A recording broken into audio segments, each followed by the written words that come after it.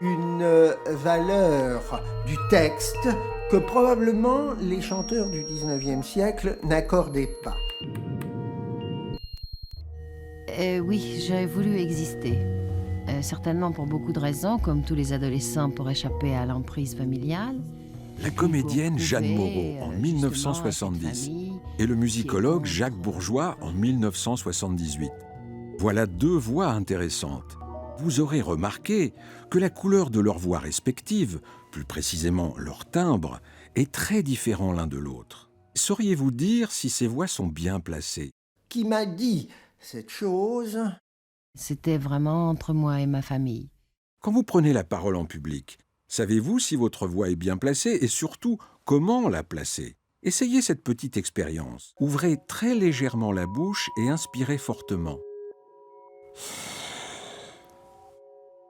Vous allez normalement sentir un air frais qui passe par le palais et descend jusqu'à la gorge. C'est ce chemin que doit emprunter idéalement l'air expiré pour placer votre voix.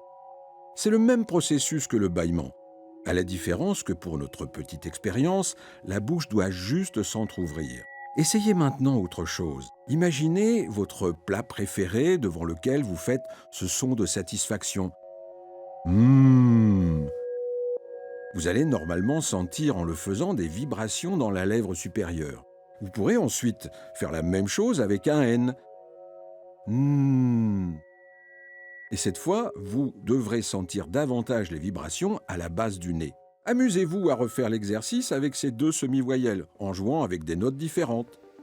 Vous aurez donc placé votre voix. Et pour cela, vous avez orienté les ondes vibratoires produites par les cordes vocales vers des amplificateurs du son qu'on appelle résonateurs, et qui vont également modifier le timbre de la voix. Ma parole. Je suis si heureuse. Saison 5. Comment trouver sa voix ? Je me disais, mais Avec Hervé Pata. quelque chose qui n'est pas normal. Réalisation Félix Levaché. Tu cherchais ta voix. Épisode 1. Placer sa voix. Qui ne souhaite pas avoir une belle voix ? Et encore mieux, une bonne voix, celle qui touche, et plus encore, celle qui aide à convaincre. La lourde responsabilité. Les voix que vous allez Et entendre dans l'immense les honneur différents qui sont les épisodes nôtres. qui suivront vous paraîtront soit intéressantes, soit agaçantes peut-être. Cette sorte d'antinomie, d'antithèse. Et puis Saint-Domingue. Mais tous vous ces allez pays dans découvrir lesquels ce qui les régimes caractérise cardinales, et comment vous pouvez améliorer la vôtre.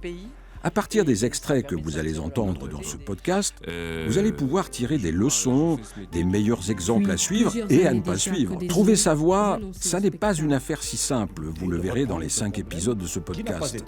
C'est un travail à la fois technique et psychologique. Technique parce qu'on peut exercer sa voix pour l'améliorer, l'embellir.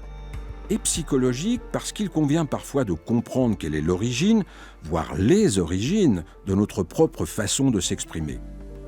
Trouver sa voie pour l'aimer, mais aussi trouver sa voie pour s'aimer. C'est une ambition qui mène à l'équilibre entre qui vous êtes réellement et qui vous pouvez être. Mais pour trouver sa voie, il est déjà important de savoir la placer. C'est ce que nous allons voir ensemble dans ce premier épisode. Placer sa voix, c'est lui donner plus de richesse, d'intérêt. Et c'est essentiel, car la voix doit faire appel à la conscience et à l'inconscient de l'auditoire. Ces ondes vibratoires qui sortent de notre bouche, que notre cerveau va convertir en signaux électriques et que nous interprétons comme des sons, eh bien, elles ont le pouvoir de se muer en caresses, en frissons, parfois en irritation. Dans les épisodes qui suivront, j'aborderai davantage le point de vue technique que psychologique, qui demande, vous l'aurez compris, une considération plus intime, plus personnalisée. Je suis Hervé Pata, professeur de technique vocale et oratoire, ancien élève du maître Jesse Williams, baryton basse du New York Opera. Je suis dépositaire d'une méthode d'amélioration de la voix parlée, également auteur de plusieurs ouvrages sur ce thème et anciennement maître de conférences à Sciences Po Paris. La voix, c'est quoi ? C'est du son et du bruit. Et il est essentiel de considérer que le cerveau de chacun de vos interlocuteurs préférera du son à du bruit. Ce qui veut dire, concernant le langage, que les voyelles sont à préférer aux consonnes.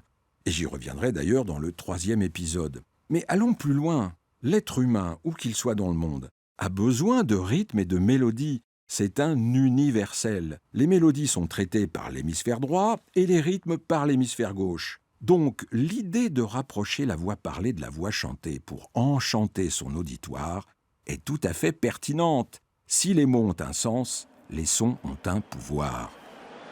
He changed laws, but he also changed hearts.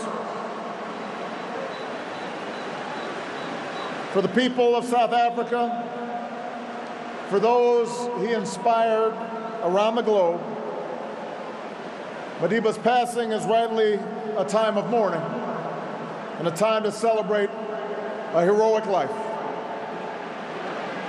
But I believe it should also prompt in each of us a time for Quand Barack self-reflection. Obama prend la parole lors des funérailles de Nelson Mandela le 10 décembre 2013 en Afrique du Sud, il fait l'unanimité. Sa voix fait probablement partie des belles voix, bien qu'on ne puisse avoir qu'une définition subjective de la beauté. On peut marquer son goût pour une voix plus ou moins aiguë, plus ou moins forte ou plus ou moins timbrée. Mais la raucité ne s'oppose pas à la pureté, comme la puissance ne s'oppose pas à la douceur. Elle se préfère. As was true here, it took sacrifice, the sacrifices of countless people, known and unknown. Tout au long de son discours, la voix de Barack Obama est chaude et il la projette comme s'il établissait un lien matériel entre lui et le public massé dans le stade. Ses phrases sont assez courtes parce qu'il lit son discours, mais son débit est fluide et il arrondit ses voyelles, ce qui contribue à la musicalité de ses paroles. Inexorablement, sa belle voix touche la foule. Et si nous faisions à présent la différence avec une bonne voix, en écoutant celle qui suit? Monsieur Le Pen ne monte pas tellement dans son parti politique, mais ses idées se vendent bien. Et elles se vendent tellement bien qu'elles sont de plus en plus reprises. Alors là, je commence à avoir la trouille, de nouveau. Parce que si même monsieur Le Pen est à 12%, qu'est-ce qu'on voit en ce moment? On voit les copies, les Le Pen Canada Dry, qui commencent à venir et à faire eux aussi des gros scores. Cet extrait, qui date de 1990, nous montre que Bernard Tapie avait une bonne voix, c'est-à-dire celle qui convient à la situation. Il était capable d'adapter son timbre, son débit ou encore son intensité, dépendamment de la circonstance, et son expressivité était parfois surprenante. Bernard Tapie pouvait facilement passer d'une voix douce à une voix tonitruante. Il n'était pas prévisible. La seule chose à laquelle on pouvait s'attendre, c'était d'assister à un spectacle. Je vous assure, j'ai entendu la même chose. Une voix captivante fait passer des émotions, des sentiments, et elle inspire des réflexions. Elle peut également provoquer des réactions positives ou négatives, d'avoir en quelque sorte un pouvoir d'induction qui peut s'exercer indistinctement en public ou face à face. La voix doit servir le sens pour le renforcer. Et Bernard Tapie, avec sa force de conviction, en était certainement conscient. On peut dire qu'il jouait avec elle, parce qu'il était souvent comme incarné. Mais s'il jouait avec elle, peut-on dire que sa voix était normale, naturelle? Celle que vous allez entendre l'est sans doute davantage. Je vois bien que la situation des femmes a changé, mais je vois qu'il reste un écart très grand entre la situation des femmes et la situation des hommes. Ce sexe social, il nous colle à la peau. Et je le sens, monsieur, là, en face de vous. Je vais vous en donner un exemple. Nous ne sommes pas à armes égales. Si je bafouille, si je me trompe, si je cite des chiffres faux, que dira-t-on après cette émission? On dira, ben voyons, bien sûr, les femmes, on ne peut pas compter sur elles. Françoise Giroud était journaliste, écrivaine et femme politique. Et elle est un bon exemple de voix naturelle qu'on écoute avec attention. Mais si vous bafouillez, si vous n'êtes pas très bon, que dira-t-on? On dira, ben ce monsieur Foyer, il n'était pas formidable ce soir. Et dans cet extrait de 1970, où elle expose les contraintes des femmes dans la société, elle sait d'instinct placer sa voix, la moduler et la rythmer. Elle n'en joue pas comme pouvait le faire Bernard Tapie. Sa voix est naturelle parce qu'elle est le reflet intime de sa personnalité. Elle est sans artifice. Françoise Giroud avait cette capacité à donner naturellement du sens à ses arguments. Un contraste total avec la voix naturelle que vous allez entendre maintenant. Ma méthode sera celle de la concertation et du dialogue avec tous, sans préjugés. Mon action passée est là pour le démontrer, s'il en était encore besoin. Je chercherai avec vous les majorités les plus larges, sans que personne ait à renoncer à ce qu'il est. Dans cet extrait, Édith Cresson s'exprime à l'Assemblée nationale en 1991.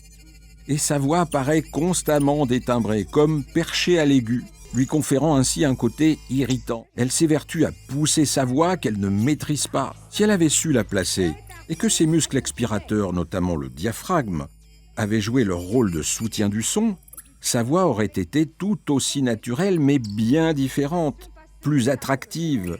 Et les critiques comme les caricatures auraient été probablement moins malveillantes à son égard. Avec les 4 extraits que vous avez entendus, vous aurez compris qu'une voix peut être belle, bonne, naturelle, voire les 3 à la fois dans le meilleur des cas.